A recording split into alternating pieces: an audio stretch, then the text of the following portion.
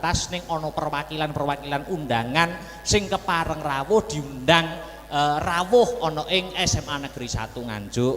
Oh ngono.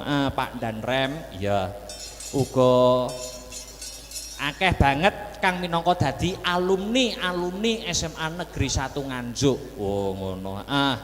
Kang saiki wis lenggah, wah saiki wis sukses kabeh. Iki membuktikan bahwa SMA Negeri 1 Nganjuk tidak bisa dipandang sebelah mata. Dari dulu sampai sekarang tetap menjadi sekolah favorit, terbukti alumni-alumninya dapat menjunjung nama baik, terbukti banyak orang-orang sukses, contoh pada siang hari ini. Wah ya, kabeh alumni SMA Negeri 1 Nganjuk sing kepareng rawuh hebat luar biasa, jempol 2 untuk SMA Negeri 1 Nganjuk. Wah iya, wah hebat luar biasa. Awan iki tetep acara rutinan wayangan. Oh wayangan. Walaupun keadaan Covid ning iki tetap memakai prokes. Prokes kuwi protokol kesehatan. Oh ngono Mak. Ya.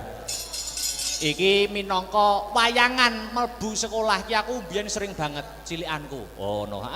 Yen gegandengan karo Dispar Prabot ning saiki ya wis dhewe wae, Nduk. Ya, saiki dhewe wayang masuk sekolahan dhewe. Ya, ya kuwi ana ing SMA Negeri 1 Nganjuk. Oh, ngono. Ke-41. Iki acara rutinan. Ya toh? Iki termasuk di dalamnya ada pendidikan budi pekerti. Mergo bocah saiki iki menurutku di sisi lain kemajuan zaman globalisasi, di zaman modern apa-apa serba canggih, iki sing kudu difilter tumrap para siswa-siswa adik-adikku iki terutama adalah pendidikan budi pekerti. Oh ngono. Ora mung pinter name ning uga dadi bocah sing ngerti, iso empan papan tata krama ya to, angon wayah. Mergo awake dhewe iki wong timur. Oh, dhewe iki wong ketimuran. Maka di kemajuan zaman ojo mung ngandalke kepintaran saja, ning pendidikan budi pekerti yang paling utama. Oh ngono Mak. Ya luar biasa. Wah jan seneng banget aku ki nek sowan ning SMA 1 ki jan seneng banget, atiku seneng. Lah iya. Iki dhewe iki wis marambah makaping. Wis bola bali wayangan ning kene. Aku rung sekolah semasa. Aku wis biyen wis tau ndalang ning kene, malahan. Oh, dadi wis marambah makaping, wis bolak-balik. Janjiku ning SMA 1, Nduk. Ki janjiku, saksikan dan dengarkan. Oh ya. Wayangan nak setahun sekali. Ya. SMA Negeri 1 sok nek nanggap aku bakal tak gratisi, tapi nek wis nanggap ping 100. Sik to, kamangka wis taun pisan umurmu ora ya wis. Ora amin aku guyon, Nduk, guyon. Oh, gratis kancaku akeh. Lah iya. Wah, iki saking ngebotiku, aku saking tresnaku, saking banggaku karo SMA Negeri 1 Nganjuk. Iki sakjane ujian akhir semesterku ning kampusku Institut Seni Indonesia Surakarta iki durung rampung jane. Durung rampung. Iki tanggal 13 karo sesuk tanggal 14 ana mata kuliah praktek gaya pokok, bakliran gaya pokok. Kuwi mata kuliah. Ujiane dina iki karo sesuk.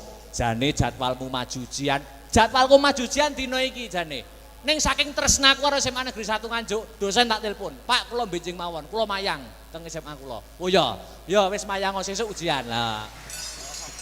Ngono ki sing senenge mahasiswa karo dosen iki saling mengerti, Nduk. Lah iya, saking tresnaku wae, mosok rezeki ditolak. Lah iya,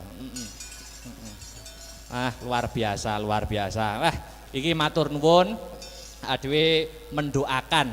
Sing baku mendoakan ana ing acara ambal warsa HUT SMA Negeri 1 Nganjuk kene.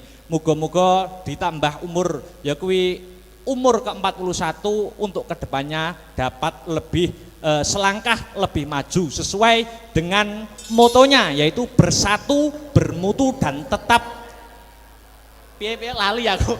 Bersatu, bermutu nomor 1 ya. Aku bersatu, bermutu nomor 1.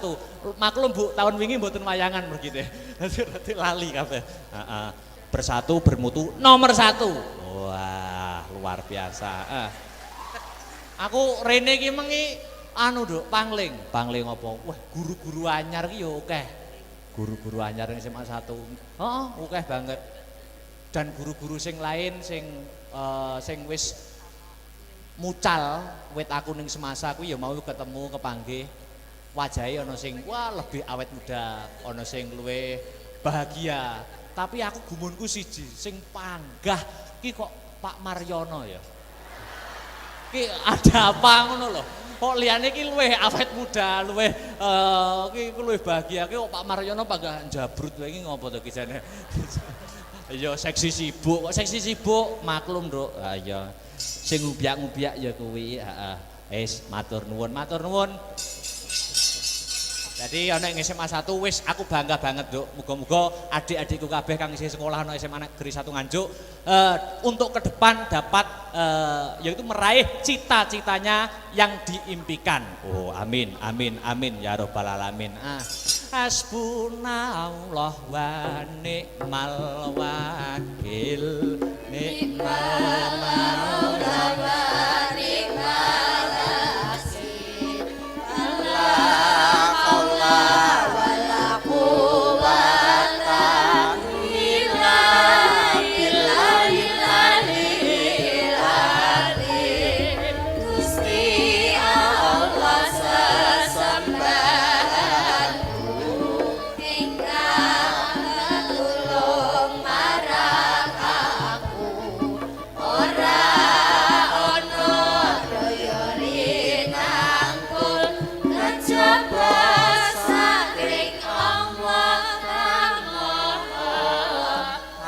Mas Heru,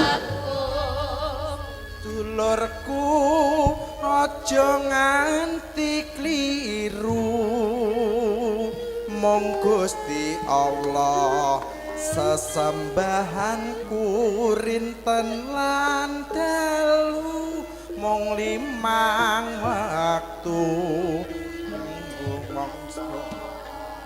mungkar lan nafsu.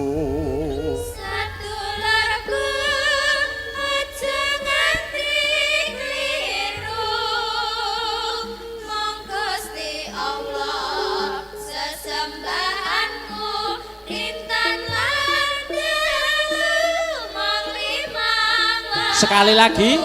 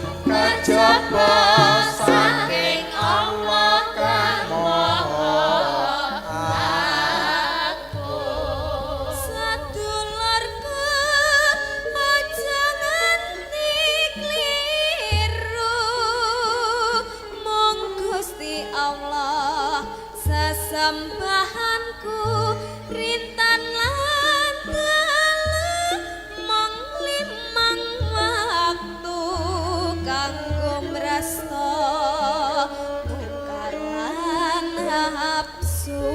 Sadulurku aja nganti kliru, mong Gusti Allah sesembahanku rintan lan dalu mong 5 waktu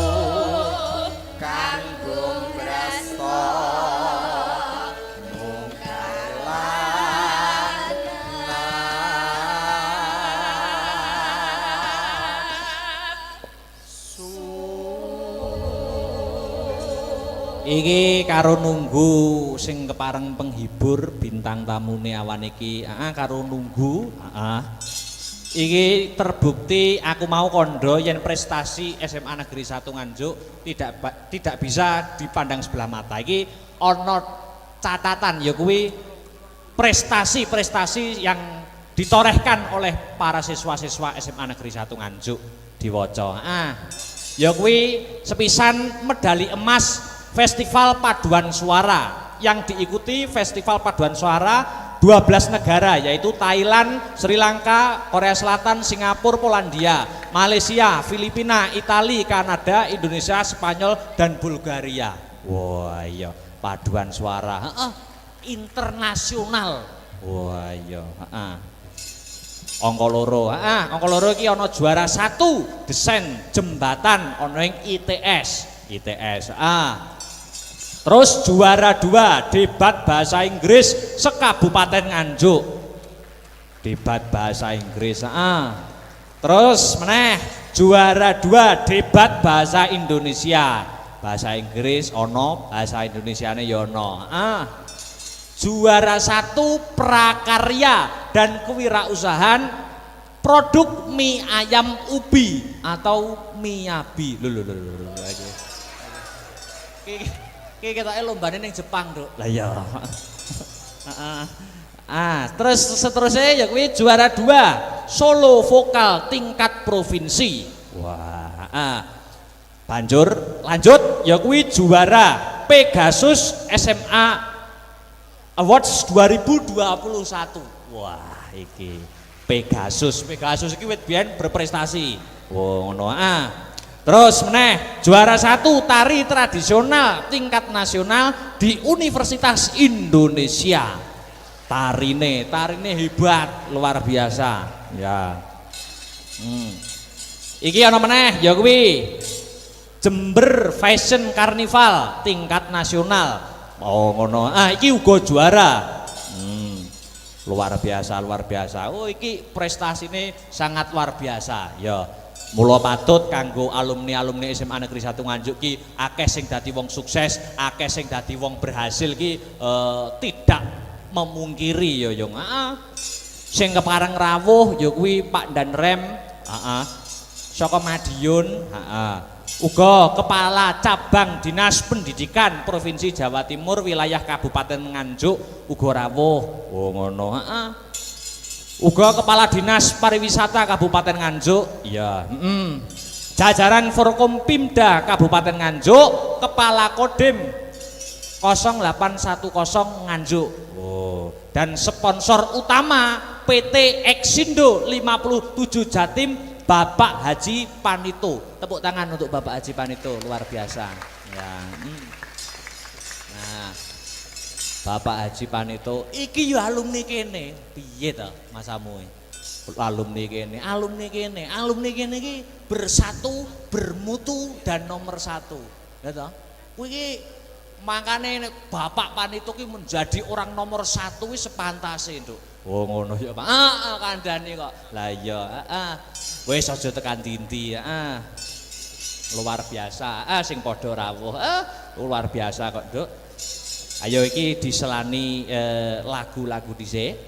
Uga iki ngaturake apa ki karben ora lali. Ya, iki salam saka komunitas penggemar awake dhewe sing setia memantau channel awake dhewe Astabrata Media. Ya kuwi sing saka luar negeri ya. Hong Kong, Taiwan ki uga memantau ing pagi hari ini. Live streaming awan iki. Astabrata Media karo cerdas berprestasi. Astabrata Media harus cerdas berprestasi. Jadi wayangan awan iki ora kepareng rawuh iso nonton lewat HP-ne. Oh, ngono. Saiki iki apa-apa serba ngono kuwi. Oh, awake dhewe kudu mengikuti perkembangan zaman, Nduk. Oh iya, luar biasa. Ya iki nggo nyelani dhisik, kanggo nunggu bintang tamu, diselani gending sak lagu. Ya. Iki ana pamintane ya kuwi Setya Tuhu. Ora usah nganggo bawa langsung bae. Iki permintaan saka komunitas penggemar kang saka luar negeri sing memantau pemantau setia channel Astra Brata Media. Ya, iki panyuwune sing nembang Dik Sinta dhisik. Oh ngono, Setya Tuhu, Setya Tuhu. Oke. Tanpa bawa langsung wae. Oke, siap. Maka Dik Sinta buka celuk mawon. Setya Tuhu dados.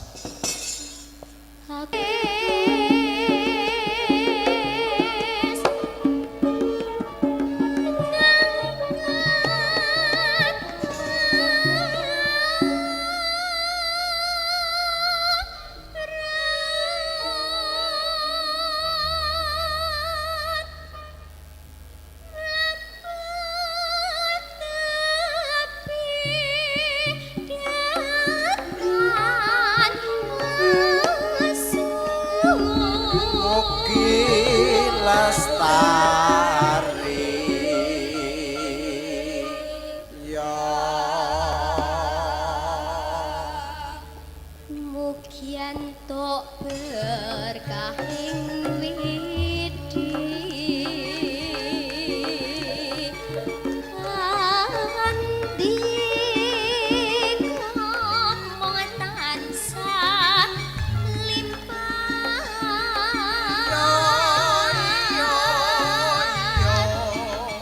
Sekali lagi Dik ya nggih.